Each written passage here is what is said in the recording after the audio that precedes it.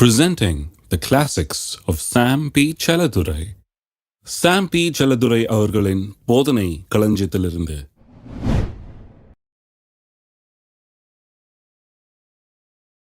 நீங்கள் இந்த பிரபஞ்சத்துக்கு ஒத்த வேஷம் தெரியாமல் தேவனுடைய நன்மையும் பிரியமும் பரிபூர்ணமான சித்தம் இன்னதென்று பகுத்தறியத்தக்கதாக உங்கள் மனம் புதிதாகிறதுனாலே மறுரூபமாகுங்கள். மனம் ரொம்ப இம்பார்ட்டன்ட் பாருங்க.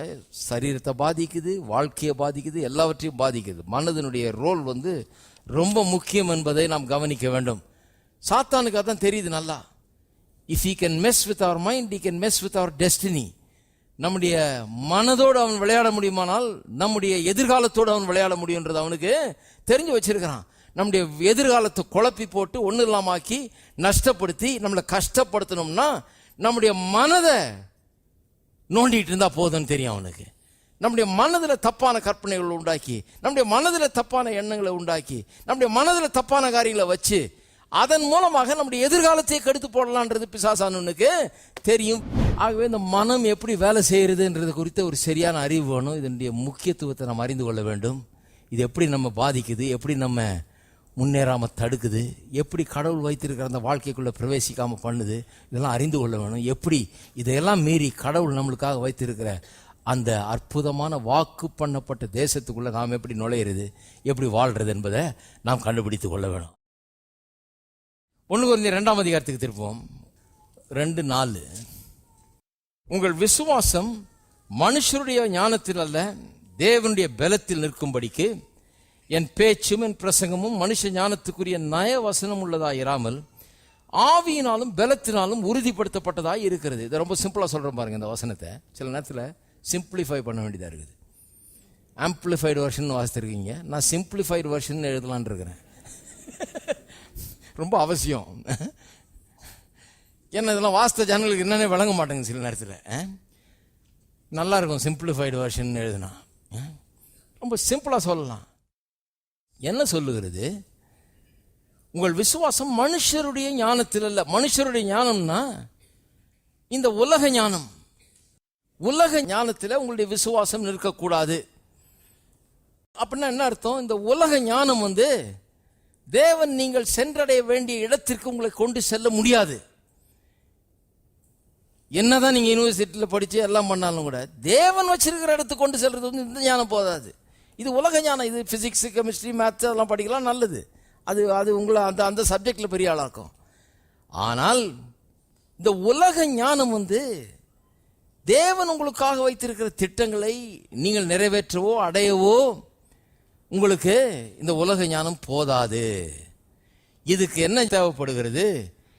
நயவசனம் உள்ளதாயிராமல், அதாவது என் பேச்சும் என் பிரசங்கமும் மனுஷ ஞானத்துக்குரிய நயவசனம் உள்ளதாயிராமல் ஆவியினாலும் பலத்தினாலும் உறுதிப்படுத்தப்பட்டதா இருக்கிறது. சிம்பிளா சொல்றேன், என்னுடைய பிரசங்கம் இந்த உலக ஞானத்தினால் நிறைந்தில்ல, வெளிப்பாட்டின் அறிவினால் நிறைந்திருக்கிறது அப்படிங்கிறார். இது உங்களை கொண்டு சொல்ல வேண்டிய இடத்துக்கு கொண்டு செல்லும். கிறிஸ்தவ பிரசங்கம்ங்கிறது ஏதோ ஒரு மாரல் ஸ்டோரியை சொல்லி 2 கதையை சொல்லி முடிக்கிறது கிடையாது. அதல்ல.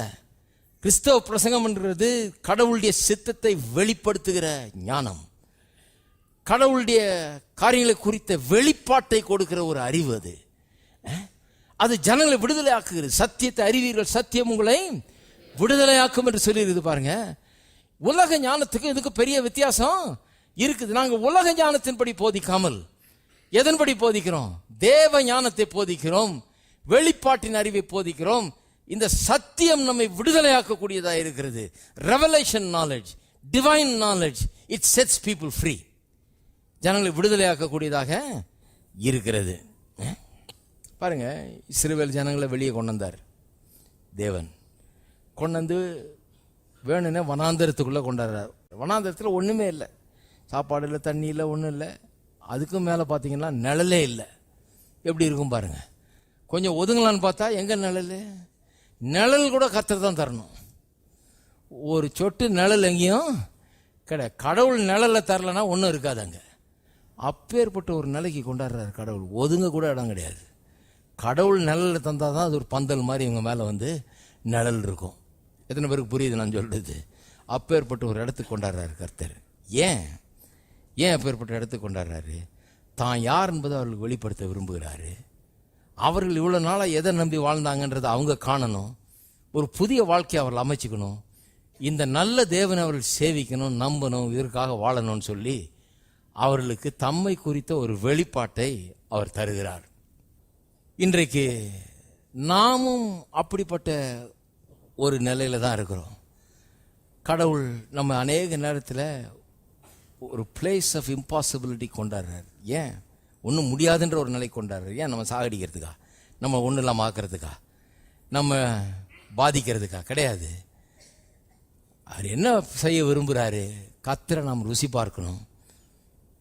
நாம் எந்த நிலையில் இருக்கிறோன்றதை நாம் புரிந்து கொள்ளணும். நாம் மாறணும். இந்த கர்த்தரை நாம் சேவிக்கணும். அதுக்காக தான் சில நேரத்தில் ஒரு பிளேஸ் ஆஃப் இம்பாசிபிலிட்டி கொண்டு வந்து அங்கே தன்னை வெளிப்படுத்தி காண்பிக்கிறார். கர்த்தர் தான் எப்படிப்பட்டவர் என்பதை காண்பிக்கிறார். அப்போ ஒரு பிளேஸ் ஆஃப் இம்பாசிபிலிட்டி வரும்போது சோர்ந்து போயிடாதீங்க.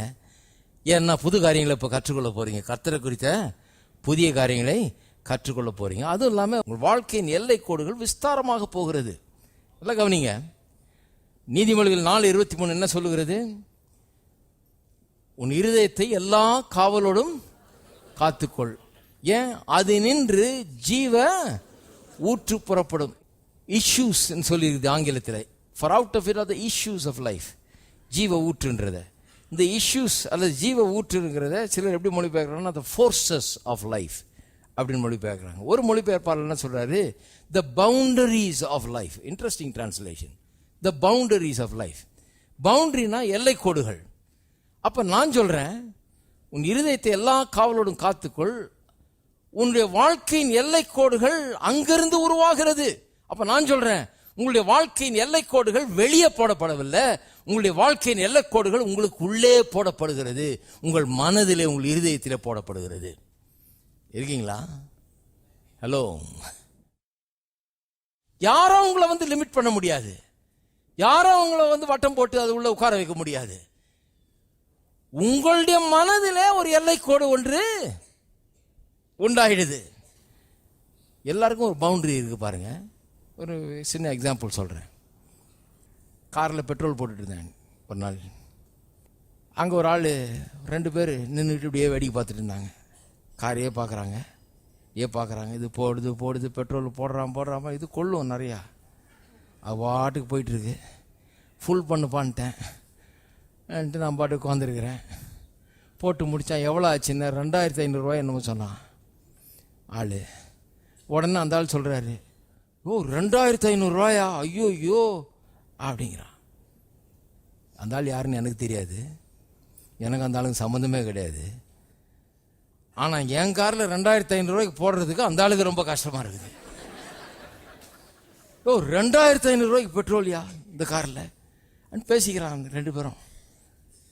என்ன ஆயிடுச்சுன்னா, அவங்க பார்டரை தாண்டிட்டேன் நான். அவங்க 50 ரூபாய்க்கு பெட்ரோல் போடுற ஆள். அவன் 50 ரூபாய்க்கு பெட்ரோல் போட நின்று இருக்கப்ப நான் வந்து 2500 போட்டா இது ரொம்ப விகற்பமாக இருக்குதா எனக்கு. இது என்ன காரியம், இது என்ன இது 2500 பிடிக்குது அப்படின்னு சொல்லி பார்க்குறான். எனக்கு ஒன்றும் அந்த 2500 பெருசாக தெரியல. எனக்கு ஒரு தடவையும் போட வேண்டியதாக இருக்குது. அவ்வளோ போட வேண்டியதாக இருக்குது. கொள்ளுது. அவனுக்கு அது வந்து ரொம்ப பெருசாக இருக்குது. ஐயோ அப்பா 2500 இதில் போட்டு எப்போ ஓட்டி என்ன ஆகுறது, வாழ்க்கையை முடிஞ்சு போயிடுன்னு நினைக்கிறான். 2500 பெட்ரோல் போட்டால் எப்படி மனுஷன் பொழைக்கிறது அப்படிங்கிற மாதிரி அவனுடைய நினைப்பு. என்னை பொறுத்த வரைக்கும் அது ரொம்ப சர்வசாதாரணமாகுது. ஏன்னா என் பவுண்டரி கொஞ்சம் பெருசாக இருக்குது. ஹலோ, என் மென்டல் பவுண்டரி வந்து கொஞ்சம் பெருசாகிடுச்சு. இது கொஞ்சம் பெருசாகிட்டதுனால என்ன மைலேஜ் கொடுக்குதுன்னு கூட நான் கேட்டதில்லை. ரொம்ப ஓவராக பெருசாகிட்டு இருக்குது போல இருக்குது மைலேஜ். யாரோ கேட்டாங்க என்ன மைலேஜ், யாரு கண்டான்னு. உட்காந்து பெட்ரோலை போட்டு ஓட்டு போகிறேன், என்ன மைலேஜ் கொடுக்குதுன்னு எனக்கு என்ன தெரியும். அதை தாண்டியாச்சு, அந்த பவுண்டரியை தாண்டியாச்சு. முன்ன வாங்கும்போதே மைலேஜை கேட்டு தான் வாங்குவோம். 10 கொடுக்குமா 12 கொடுக்குமா, இது 12 கொடுக்கும் சார், அப்போ அந்த காரை எடுத்துக்கிறேன் போ, அப்படி தான் வாங்குவேன் முன்ன. போக போக போக பவுண்டரி என்ன ஆயிடுச்சு, கொஞ்சம் பெருசாகிடுச்சு, விஸ்தாரமாகுது. பாருங்க, மனசு கொஞ்சம் விஸ்தாரம். மனுஷன் தானே, போக போக ஒரு தைரியம், ஒரு இது உண்டாயிடுது, ஒரு நம்பிக்கை உண்டாயிடுது, விஸ்தாரமாயிடுது. விஸ்தாரமாகும்போது அந்த பவுண்டரி சின்னதாக இருக்கிற ஆளுக்கு அது வேற மாதிரி தெரியுது. அது ஐயோ இவ்வளவா அப்படின்னு.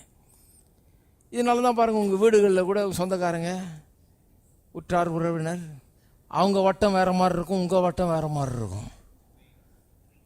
அதனால் கொஞ்சம் ஜாக்கிரதையாக இருக்கணும்.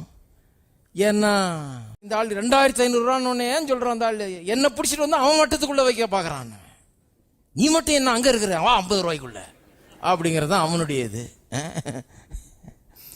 அது மாதிரி உங்கள் வீட்லேயும் இருப்பாங்க, உங்கள் அப்பா அம்மா, மாமனார் மாமியார், கூட பிறந்தவங்க எல்லாம் அப்படி இருப்பாங்க. ஏன்னா எல்லாருக்கும் ஒரு பவுண்ட்ரி இருக்குது. அந்த மாதிரி ஒரு ஆளை பார்த்த உடனே நீங்கள் தெரிஞ்சுக்கணும், பவுண்ட்ரி வேலை செய்யுது. பவுண்ட்ரி சின்னதாக இருக்குது, அவ்வளோதான், வேற ஒன்றும் இல்லை. புரிஞ்சுக்கணும், நம்ம புரிஞ்சுக்கிட்டா ஒன்றும் பிரச்சனை கிடையாது. பவுண்ட்ரி கொஞ்சம் ரொம்ப சின்னதாக இருக்குது, அதனால தான் அவர் அப்படி பேசுகிறாரு அப்படிங்கிறத புரிஞ்சுக்கணும். அப்போ பவுண்ட்ரிஸ் எல்லாம் எப்படி உண்டாச்சு? நமக்கு போதித்தவர்கள், நம்ம நடத்தினவர்கள், நம்முடைய அனுபவங்கள், நம்முடைய என்வாயர்மெண்ட், நாம் வளர்ந்த சூழ்நிலை. ஒரு ஏழ்மைத்தனத்தில் வளர்ந்துருக்கலாம், அல்லது கஷ்டத்தில் வளர்ந்துருக்கலாம், ரொம்ப படாத பாடுபட்டிருக்கலாம், ஒரு 10 ரூபாய்க்கு ரொம்ப கஷ்டப்பட்டிருக்கலாம். இப்படிப்பட்ட சூழ்நிலைலாம் வளர்ந்துருக்கலாம் இல்லையா? அப்போ அதெல்லாம் நமக்கு ஒரு பவுண்டரியை செட் பண்ணுது. இந்த பவுண்டரியை பெருசாகிறது தான் மனம் புதிதாகிறது. மனம் புதிதாகிறதுன்றது பவுண்டரியை பெருசாக்குது. பாருங்க பாருங்க, கடவுள் நமக்காக எல்லாத்தையும் பே பண்ணிட்டாரு. It's already paid for. இது பாருங்க, இது பவுண்டரி பெருசாகிறதுக்கு ரொம்ப கஷ்டமே கிடையாது. நம்மளா பே பண்ண போகிறோம்? ஹலோ, கர்த்தர் பே பண்ணிட்டார் எல்லாத்தையும். Already paid for. எல்லாம் சொல்லுங்க, பெய்டு ஃபார். இது ரசீதுங்க. இது இந்த ரசீதில் பெய்டு ஃபார்னு குத்தி இருக்குது ஒரு பக்கத்துலையும். நான் திருப்பும் போதெல்லாம் அதான் பார்க்குறேன், paid for, paid for, paid for, எல்லாம் பெய்டு ஃபார். நான் ஏதாவது பே பண்ணுமா? நான் ஒன்றும் பே பண்ண வேண்டியதில்லை, எல்லாம் paid for. Everything is paid for. அதான் பைபிள் ஸ்டோரி. பைபிளுடைய கதை என்ன? கல்வாரி சிலுவையில் எனக்காக எல்லா கரையத்தை செலுத்தி விட்டார். நான் செலுத்த வேண்டியது ஒண்ணுமே கிடையாது. It's all paid for. அதான் முதல் காரியம். அதனால தான் பாருங்க, என் மனசை நான் புதிதாக்கி கொள்றது ரொம்ப சுலபம். ஏன்னா அதெல்லாம் பெய்டு ஃபார். நானா கஷ்டப்பட்டு பே பண்ண போறேன்? கிடையாது. அவர் பே பண்ணி ரெடி பண்ணி வச்சுட்டாரு. ரெண்டாவது, அவர் எனக்காகவே இதையெல்லாம் என்னுடைய பரலோக தகப்பன் யோசிச்சு ஆயத்தப்படுத்தி வச்சிருக்கிறார். இதெல்லாம் எனக்காக ஏற்பாடு பண்ணி எல்லாம் ஆயத்தம் பண்ணி வச்சிருக்கிறாரு. அவர் எவ்வளோ அற்புதமாக ஆயத்தம் பண்ணி வச்சிருக்கிறாரு. அவர் ஆயத்தம் பண்ணி வச்சதை நான் பெற்றுக்கொள்றதுக்கு என் மனதை ஆயத்தம் பண்ணணும். அதாங்க, அவர் ஆயத்தம் பண்றதை நான் பெற்றுக்கொள்றதுக்கு என்னுடைய மனதை நான் ஆயத்தப்படுத்த வேண்டியதாக இருக்கிறது. மூணாவது காரியம், கர்த்தர் நான் இவைகளை எல்லாம் பெற வேண்டும் என்று என் பட்சத்தில் அவர் இருக்கிறார், என் சைடில் அவர் இருக்கிறார். இவைகளெல்லாம் நான் பெற்று அனுபவிக்க வேணும்னு. அப்ப பாருங்க, இந்த உலக ஞானம் பத்தாது. அதுக்கு தான் இந்த உலக ஞானத்தினால கடவுள் நமக்காக வைத்திருக்கிற இந்த ஆசீர்வாதங்களை பெறுவதற்கு இந்த உலக ஞானம் நம்ம நடத்த முடியாது. The wealth of God cannot be comprehended, articulated, activated and received by the wisdom of men. மனித ஞானத்தினால் தேவனுடைய இந்த அளவற்ற ஐஸ்வரியத்தை புரிந்து கொள்ளவும் முடியாது, கணக்கிலிடவும் முடியாது. அதை விசுவாசித்து பெற்றுக்கொள்ளவும் இயலாது. மனித ஞானம் இன்கேப்பபிள். அது இதெல்லாம் செய்ய இயலாது. இதை கணக்கிடவும் முடியாது, இதை புரிந்து கொள்ளவும் முடியாது, பெற்றுக்கொள்ளவும் முடியாது. அதனால மனித ஞானம் போதாது. சபைக்கு எதுக்கு வர்றீங்க? மனித ஞானத்தை கேட்கறதுக்காக அல்ல, தேவ ஞானம் போதிக்கப்படுகிறது. இந்த தேவ ஞானமானது இந்த கணக்கிலிட முடியாத, எண்ண முடியாத, அளவற்ற இந்த தேவனுடைய ஐஸ்வரியத்தை நான் விசுவாசித்து பெற்று அனுபவிக்கும்படியாக எனக்கு உதவுகிறது. அதுதான் கிறிஸ்தவ பிரசங்கம். கிறிஸ்தவ பிரசங்கம் மனித ஞானம் இல்லை, வேற லெவலுக்கு நம்ம கொண்டு போயிடுது.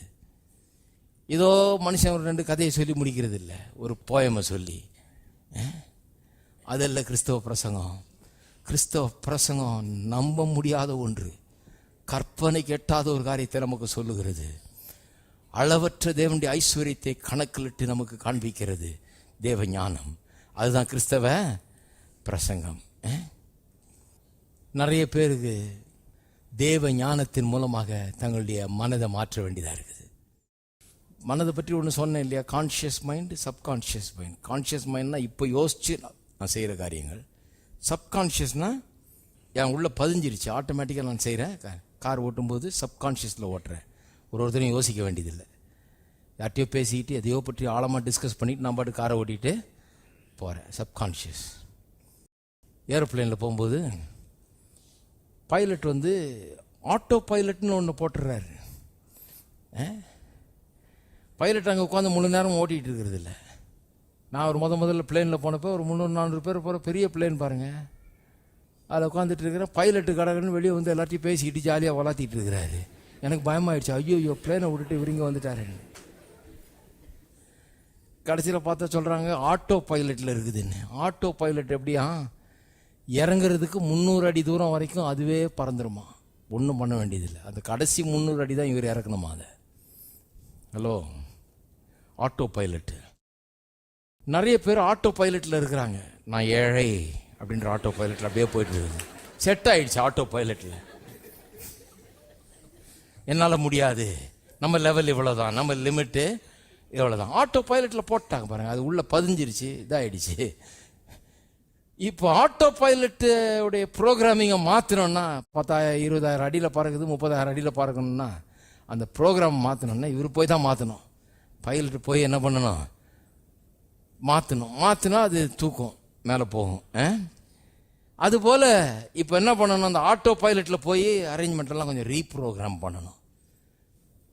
என்ன பண்ணணும், ரீப்ரோக்ராம் பண்ணணும். நிறைய பேருக்கு ரீப்ரோக்ராமிங் அவசியம்.